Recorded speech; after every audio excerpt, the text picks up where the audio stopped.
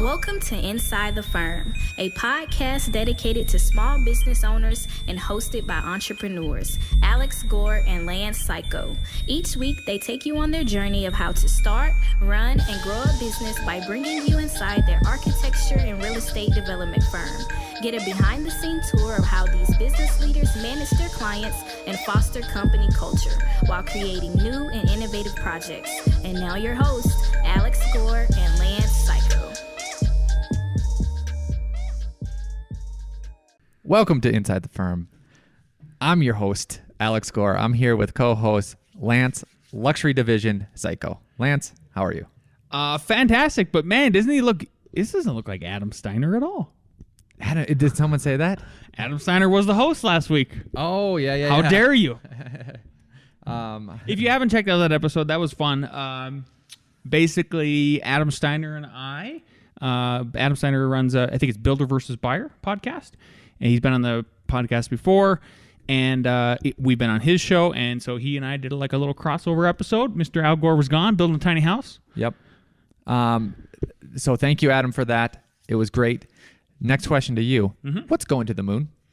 Bitcoin. Correct! Besides Bitcoin. Elon Musk. Yeah, maybe, sure. Okay. Also, Revit rocket ship. All right. It's Revit, but it's a rocket ship, so it's going to the moon. Consistently getting new people. If you're not jumping on this bandwagon, That's awesome. At least checking it out, at least looking what the program has. If you even want to go and try it out, and if you don't like it, money back guarantee. Try it out. Go ahead.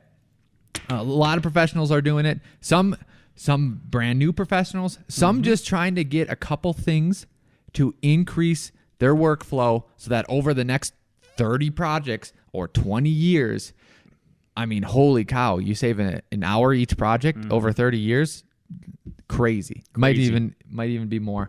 Go check it out at revitrocketship.com. I also want you to check out PellaLuxury.com/the firm today, because you have never experienced a brand like this before. The collection of brands within the luxury division of Pella are the conversation starters, the pioneers of the industry who provide window and door solutions to discerning architects, the building industry, and beyond.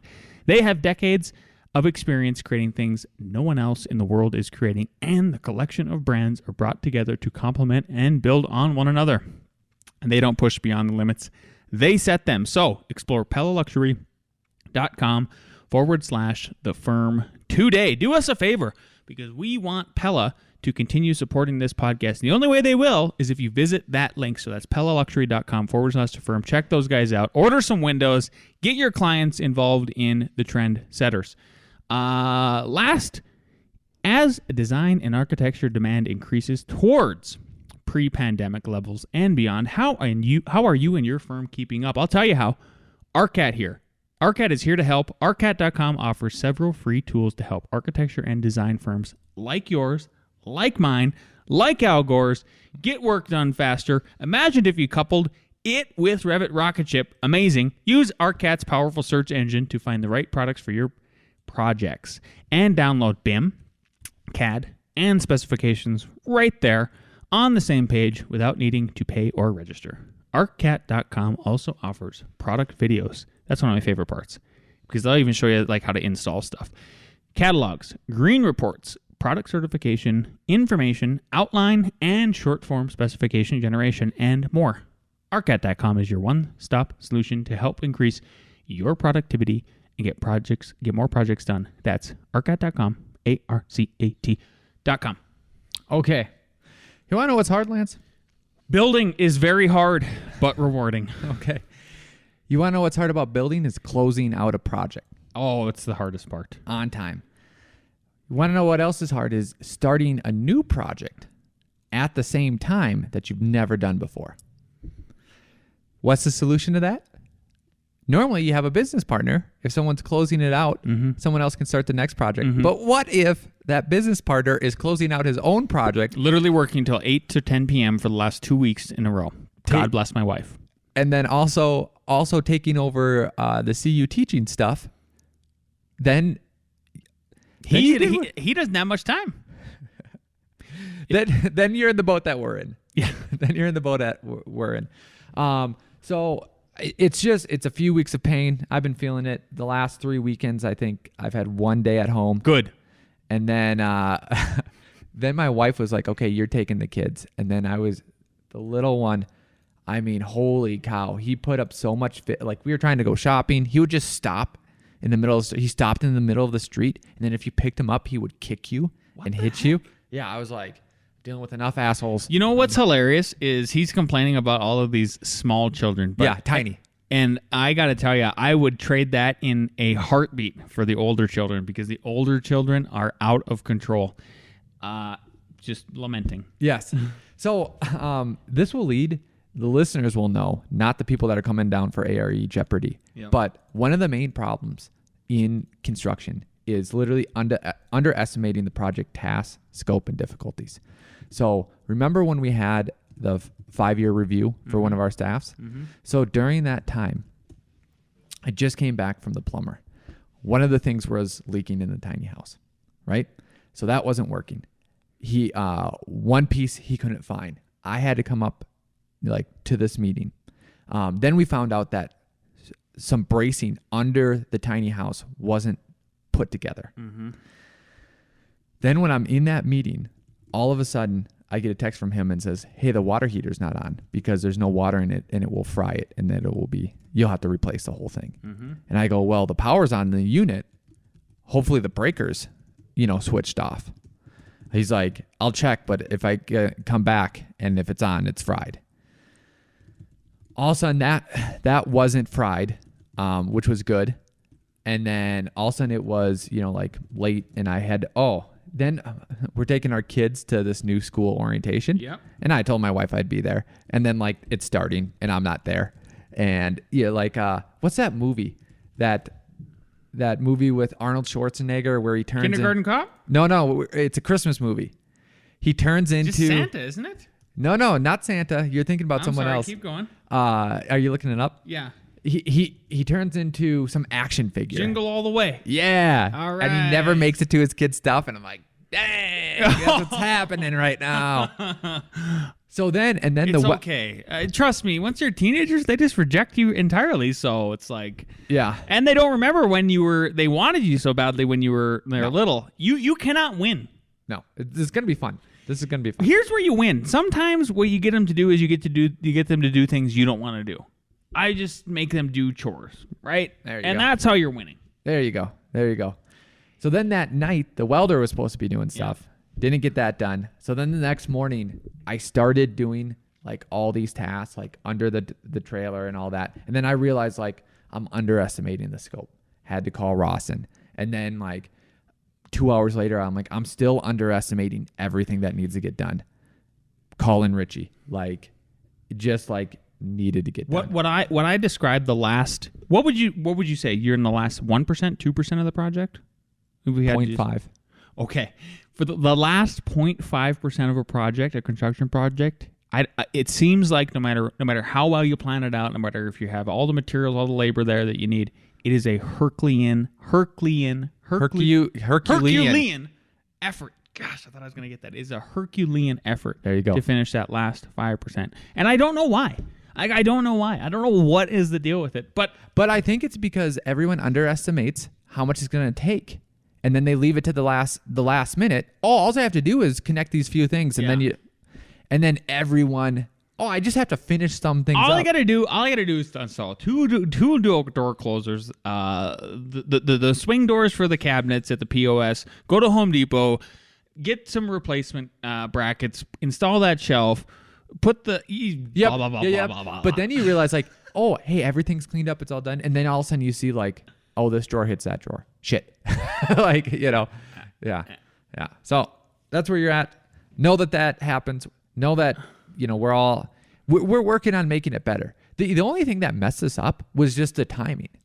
If you weren't closing if I wasn't closing the same project the same time you were. If the tiny house would have been done.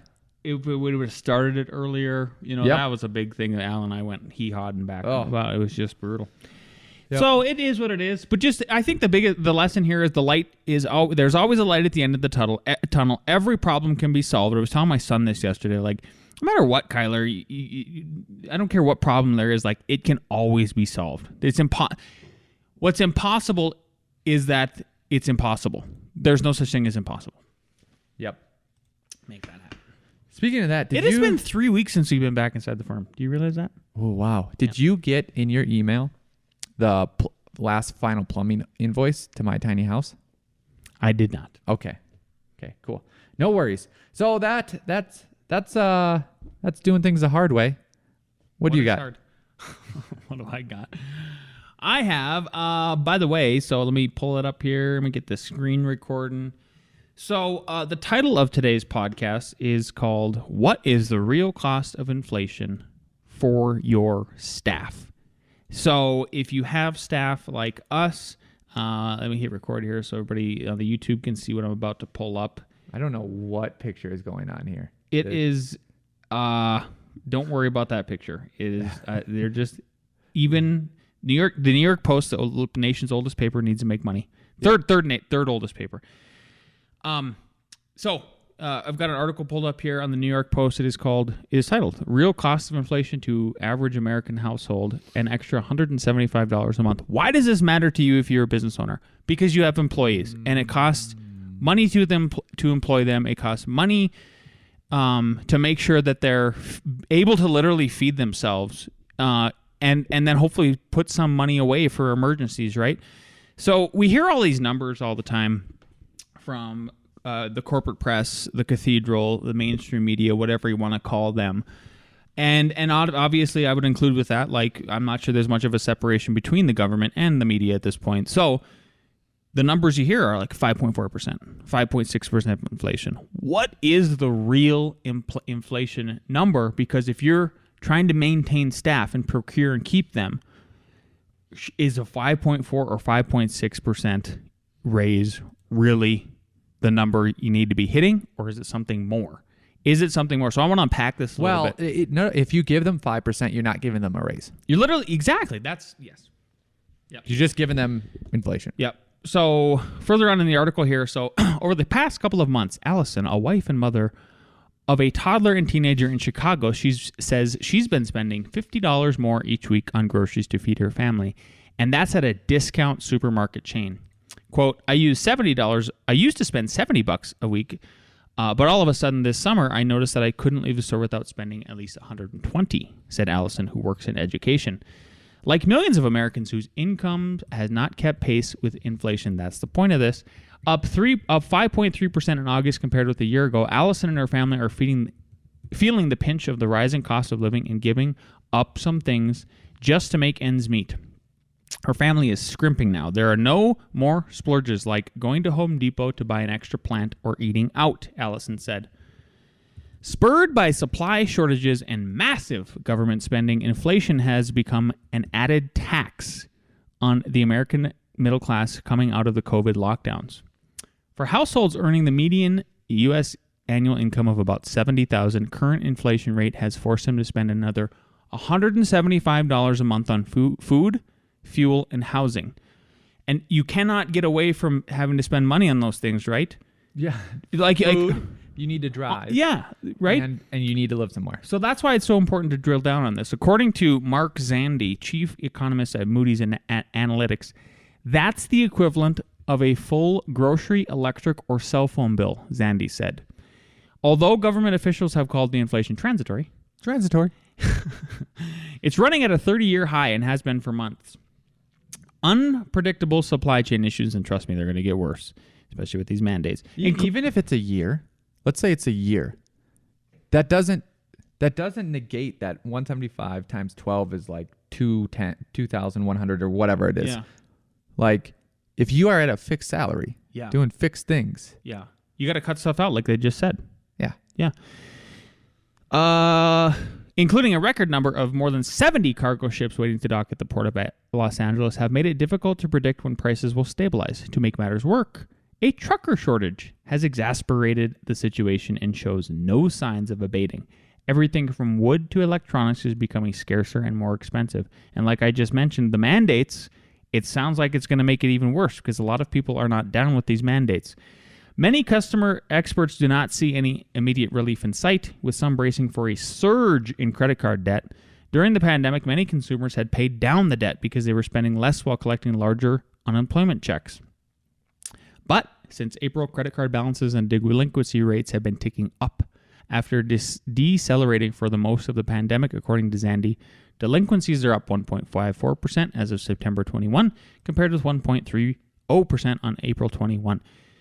Price increases will continue until the middle of next year, predicted Gordon Haskett analyst Chuck Grom, pointing to a PepsiCo announcement this week that consumers can expect another round of pricing hikes early in 2022 on the company's snacks and beverages.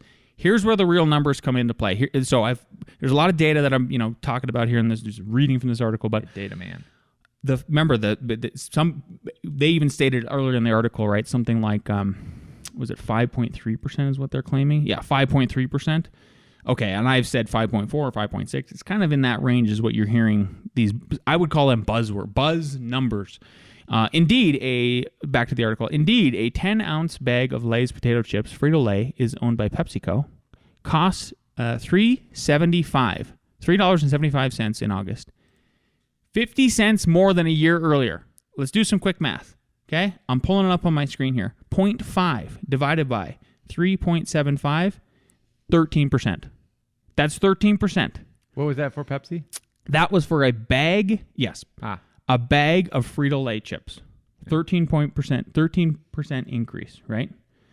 The prices of other items have also ratcheted up at the discount chain, including a 12-ounce Coca-Cola can that cost $5.75 in August, 50 cents more than in 2020, right? So let's see that number. 0.5 divided by 5.75. 8%. Yeah. Boy, this seems like it's a lot more than the 5 point, right? At its 50 cents more than in 2020 at its Southwest stores, and a half a gallon of 2% store brand milk that now costs $4.49, 74 cents more than a year earlier. I think you know where I'm going with this, right? So 74 cents divided by 4.49. Man, that's 16% increase on the milk. Your children drink milk, Al? They do. My children also drink a ton of milk. We're chocolate milk people, though. Oh, that's good. Good for y'all. According to Grom, at family dollar stores in the Northeast, the 12-pack of Coke costs $6.90 in August, up $1.50, and a can of Folgers coffee costs 85 cents more, $8.80. Let's just do the coffee real quick here. I couldn't live without coffee. That's 9.6% increase. In the Big Apple, grocery store chains Gristedes and D'Agostino's have increased prices by as much as 15% on chicken wings and beef, 10% on milk, 5% on eggs, while non-food and related items have gone up by 10%. What's more, consumers are reporting that it's more difficult to cover their usable expenses. The number of U.S. households that reported it is very difficult to pay their usual expenses has increased by 8% since August to 26.5 million, according to August 6th Census Bureau's Household Pulse survey. Allison recently reached out to a debt relief attorney, Leslie Tane, to help her consolidate and lower her outstanding debt, which includes a hefty student loan. Quote, "My business has exploded," Tane told the Post. So, the lesson here is, if you are in a position where where you're doing your annual review with employees and you're looking at, your standard rate of inflation, I would look a little bit deeper if I was you and really consider what is their real rate of inflation, because I don't think it is this 5%. Got it. That's what I got, Al. What about housing? Oh, I've got one there too. Yeah. So, everybody already knows this. Back up on the screen here. Another article I want to talk about. So, my wife has one house that she listed about a month and a half ago. It never sold. They never even got an offer. A lot of it had to do with the paint scheme of the house. It was just insane. Atrocious. It was insane. Yeah. It was insane. Imagine a staircase and then different colored banisters. I'm not just a clown, like a clown house. Imagine if a clown lived in a house Okay. And it was like, I got to paint my house to reflect me. Yeah, my insides are now on the outside. Love it, Clown House. Okay. So you repainted everything. So they took it off the market and they repainted the whole thing. Spent $12,000. Okay. And then they put it back on the market for the same price that it was on before. They're getting more showings, but still, it's been on the market since Tuesday. It's Friday today, so a couple days. Yeah, Saturday you'll probably get some. Saturday, my wife's holding her 7th open house, which is not normal. Usually there's one. Yeah. So I started looking into this and started thinking, and I've just, with your ear to the ground and the various podcasts I listen to, like, where is housing landing at this point? Because you've already heard me rant multiple times on this podcast about people who think there's a bubble. And I don't think there's a bubble because it's just the fundamental factors are not there anymore. You can go back and check and see if you think there is. My wife did an episode on Monday Morning Coffee. Check that out again if you don't believe me. She runs on all the data. But where is it headed next? Because we've had a crazy run. We have personally invested in real estate over the last year that we've seen returns, like almost instant returns. It's amazing. So here we go. Fortune.com came out with a wonderful article just yesterday, hot off the press. It is titled, "The Historic Run on Home Prices is Set to Wind Down in 2022. Instead of creating a housing bust, the pandemic helped spur one of the most competitive and tight housing markets in recorded history. Between August 2020 and August 2021, home prices soared to a record 19.9%. That seems like it's more than 5.4%, Al. Is 19 greater than 5? It baffles me. Okay. I don't know. I don't know, Lance. So back to the article. Dwarfing the previous biggest 12-month price jump, 14.1%, which came in the period leading up to the 2008 meltdown. Now, this is where people get all hyped up and think there's a bubble because of that comparison right there, right? We on this last little boom, we dwarfed. We beat that other jump that happened right before the meltdown in 2008. So I have some empathy, right? Back to the article. But that level of price growth is expected to come down. This fall, the housing market finally started to slow a bit. See, I was even seeing it on the ground, and I had to investigate it myself. Yep. As a bit more inventory hit the market and fewer buyers engaged in bidding wars, while the industry benchmark S&P, CoreLogic, Case-Shiller home price indices have yet to publish readings for September and October, industry insiders told Fortune they are starting to see price growth decelerate. We've fallen into a more boring housing market compared to what we've seen since the start of the pandemic, end quote. Ali Wolf, chief economist at Zonda, told Fortune. Yeah. Despite the pervasiveness of sticker shock, some consumers are choosing to charge forward in today's less feverish market to secure a home and lock in historically low and, they put in quotes, and rising mortgage rate. The housing market is still moving upward, albeit at a slow pace. That slowing, or so-called normalization, is expected to continue into next year. Even every 2022 forecast model Fortune has reviewed anticipates that price growth will slow down next year. The projected growth range among these forecasts is all over the place. However, Fannie Mae sees prices rising 7.9% in 2022. Yeah. That's a lot. That's more than 5 point something. Yeah. I wish. God. So it's great seeing your assets or homes appreciate. Yeah. But still, I would like it to be under 5% because I think it's crazy that people have to pay we probably agree. When you have this level of year-over-year inflation, no matter what it is, that seems unsustainable. It's unsustainable. It's not good for the Slow whole and economy. steady. Slow Wins and the steady. race. Let's say stocks are at 8%. Let's say inflation is supposed to be at 3%. So if your house goes 5%, you're in there.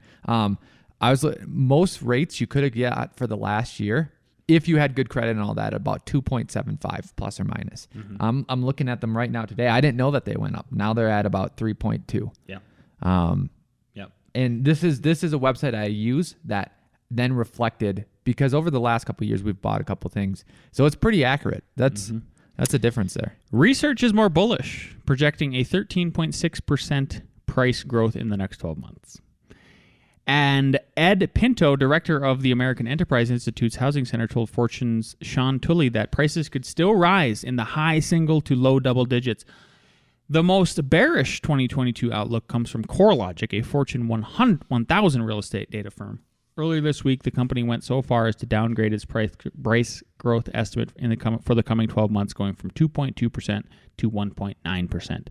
Okay. Stagflation is what I would call it. If that rate of price growth comes to fruition, it would mark the lowest price jump since 2012. The reason? Al, were you going to say something? No, I was wondering. Well, there's a lot going on. For starters, stubbornly high inflation has increased the odds that the Federal Reserve will raise interest rates. They gotta do something, even though I've said for years they're in a corner. There's nothing they can do. They haven't tested negative rates. They can. And thus, mortgage rates sooner than later. The average 30-year fixed mortgage, which is currently 3.09. Or 3.2, like I said. Could rise. Yeah, we just updated it that today. Could rise near or above 4% next year. Of course, higher mortgage rates put downward pressure on the prices. Then there's a combination of the return of seasonality after being absent during the abnormal 2020 cycle and the end of COVID-19 mortgage forbearance protections, which have helped to send inventory rising again. There's more. Ooh, gotcha. And this is directed at you, fellow employers, right? There's more. If employers actually bring staffers back into the office, that could cut down on home buying in second home markets and exurbs. As CoreLogic CEO Frank Martel put it in his company's latest Outlook report, as we head into 2022, we expect some moderation in the current pattern of flight away from the urban cores as the pandemic wanes. Can you imagine if it does go down to that? I bet you the news outlets and stuff will be indicating panic when I don't think that they should. Yeah. Last paragraph here. But sellers and buyers alike might be wise to take all of these forecasts with a grain of salt. After all, when the pandemic struck last year, CoreLogic and Zillow forecasted that housing prices would fall through early 2021. The opposite occurred. The economy shed the COVID-19 recession by May 2020, and the housing market was off to the races, and it was nuts. The bombshell that dropped on Tuesday might also undermine some people's confidence. While announcing this week that it was shutting down its unprofitable home flipping business, Zillow CEO Rich Barton admitted that his firm isn't very good at forecasting prices. We've determined the unpredictability in forecasting home prices far exceeds what we anticipated. Yeah. So, there you go. What's the take from this? Here's the thing I want everybody to think about that hopefully they're not thinking about, and maybe we set you up for success. Is Al has said multiple times in various lectures and podcasts, how are you helping your firm extend profitability, extend workloads? Mm-hmm. If you are considering becoming an architect to builder, and you go to architecttobuilder.com and check out that course, if let's say the housing market does slow down like they say it's going to, okay, and all of a sudden you don't have as much overflowing work as you're having coming into your firm, because think about this cycle. Maybe they're done with the design phase, and what would they be moving into? The construction phase. If once that money is allocated and the deal is signed from the bank, what do you like to say, Al? The project won't stop. Project won't stop. Yep. It's funded. You have work secured. Yep. And to add on to that, like I said, people are prone to semi-panic. Look at the toilet paper thing. Look at like when the stock market crashes, people go down. Bitcoin, when Bitcoin goes down, it's a Ponzi scheme that's going to crash everything. When it goes up slightly, it is going to the moon, and I'm a part of that crowd too, right? So even if the economy isn't that bad or housing prices are slowing down, people might panic slightly, and trying to bridge that 3 to 4 months would be a lot easier with a construction project under your belt. You got it, buddy. You have got it. Should we go to like the best guy that's an architect and also a contractor doing this? Absolutely. Well, here's Nick. He's so tall too, like 7'4". Yeah. He's taller than Mark LePage. It's insane. Yeah. Mark, you hear that? I know. You know we're not lying. Yeah. Let's go to Nick with Nick Reads. Hello, best friends. I hope you all had a great week this week. A reading. Of course, now I am too old to be much of a fisherman. And now, of course, I usually fish the big waters alone, although some friends think I shouldn't.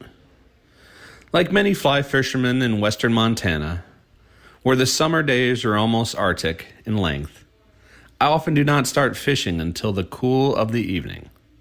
Then, in the Arctic half-light of the canyon, all existence fades to a being with my soul and memories and the sounds of the Big Blackfoot River, and a 4-count rhythm, and the hope that a fish will rise. Eventually, all things merge into one, and a river runs through it. The river was cut by the world's great flood, and runs over rocks from the basement of time. On some of the rocks are timeless raindrops. Under the rocks are the words, and some of the words are theirs. I am haunted by waters. Norman MacLean. A river runs through it, and other stories. Toodles! Great movie. Watch that movie. If you haven't seen it already, please do. How it relates to architecture, I don't know. Central design, awesomeness. Just maybe a good quote. Here's why I think it relates to architecture. Is what that quote described was what people who meditate try to get to, and they try to get to a state of just being, right? So, and when you're at the state of being, and if you're a designer and you're an architect, or even a business owner who does creative stuff, separate from those things, that's where your creativity flows. Isn't that where flow happens? Yep. I love it. That's great. I love it too. Okay, now let's question our staff with A.R.E. Jeopardy. Bam.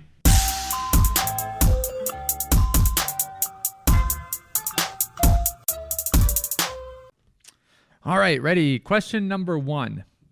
What is the major cause for project delays? Not only does the answer come from experience, but there was a paper that I read that the National Association of Home Builders or something investigated, because major projects are always delays are always happening in major projects, and they wanted to know what was the reason for that. And they came down to something actually kind of simple, right? So is it A, underestimating the project or task scope and difficulty? B, payment of performance? C, missing information? Or D, plumbing delays?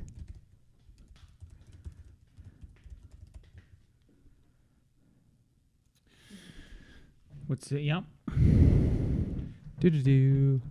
Are we ready? A. And then C? So C is missing information. And this is kind of A.R.E. because that could lead to the correct answer, which is A. So it is underestimating the scope and difficulty of what you're doing. And that, like, I will hear that from subs. I'll hear that all the times. And that was the feedback that they heard, is like, whenever you have something complex or long or something like that, everyone underestimates it. Okay. So what that means is that if you're laying out like a project schedule and they like give buffers to like all the subs, because they're going to walk in there and be like, yeah, I know I said I'd be done, but this and this, and it's all going to seem logical. And then you're going to want to say like, well, this is your job. Why didn't you think about this? But planning is your job. So why didn't you think about that? They're going to underestimate it. And major projects are full of professionals and they still do it. Okay. What is the tolerance? What tolerance is considered level for wood frame floor construction? Okay. If you put a level on it, what is the rule that, okay, that's good enough? Is it A, an 1/8 inch to a foot? So you can have an 1/8 inch fall in a foot. B, a 1/4 inch foot, a 1/4 inch and 10 foot. So you can have a 1/4 inch difference in 10 foot. Is it C, a 1/4 inch in 1 foot? Or D, an 1/8 inch in 10 feet? What was the first one you said? An 1/8 inch to a foot.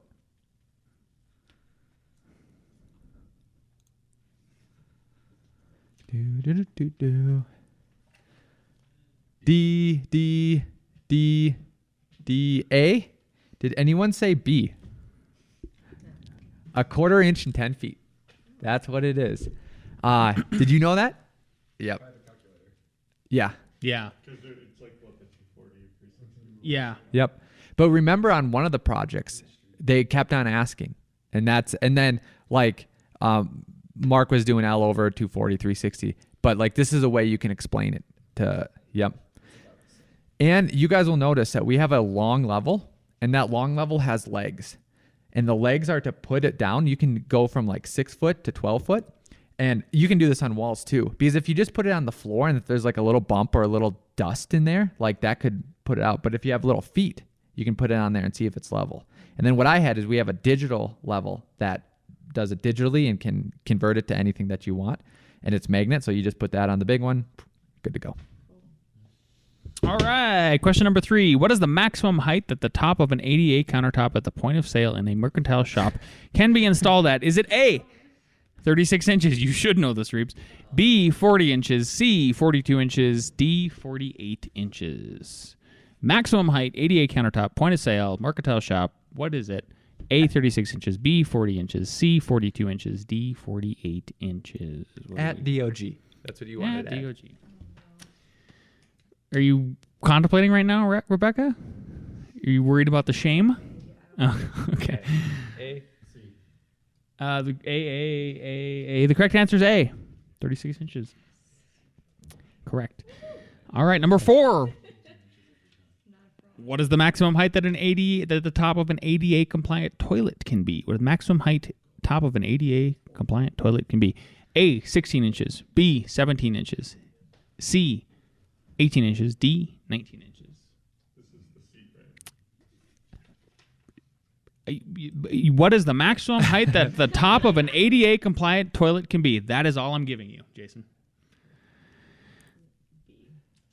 All right, B, C, B, C, B. Correct answer is D, 19 inches. What do we got? How many?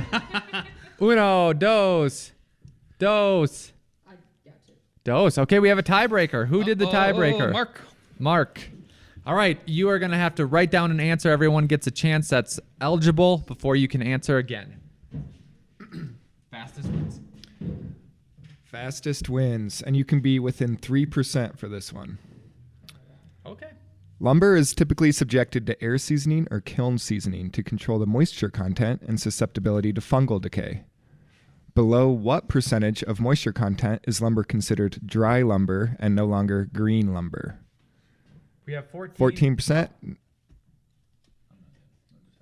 Next guess. Who's in it? Yep. 21. 21? 21 is within 3%. The answer is 19% is dry lumber. 19%. Well, thank you. Reba's our winner. She gets to pick lunch no matter what. She can say anything that she wants. Where are we going? She'll pick it in a little bit. Lance, take us out. I wish Hefes, right? Oh, no, please don't, because I won't be there. Aha! Not Hefes. I won't be there. We'll Not figure it Hefes. out. Something other than Hefes. If you like this Runza! episode, Going to Runza! Second grade cafeteria food. Runza, if you're listening, I will still read for you if you pay me money. If you like this episode, please leave us a 5-star review if you're listening terrestrially on iTunes, Spotify, SoundCloud, whatever it takes. If you're watching on the YouTube, make sure you hit that subscribe button. Smash the like button. We'll see you next week.